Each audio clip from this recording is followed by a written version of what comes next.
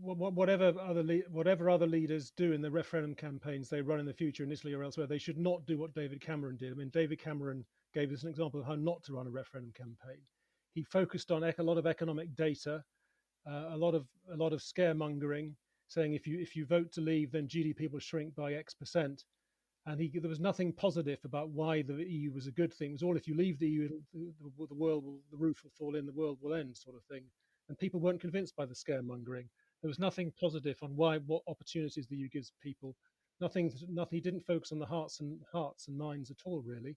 So I think the short answer to the question is, politics is about emotion. Referendums are about emotion. If you focus on economic data and GDP figures, you're bound to lose. What you need to do is appeal to people's hearts and their emotions, and that's what the Leave campaign did very well in the British referendum, and the Remain campaign completely failed to do.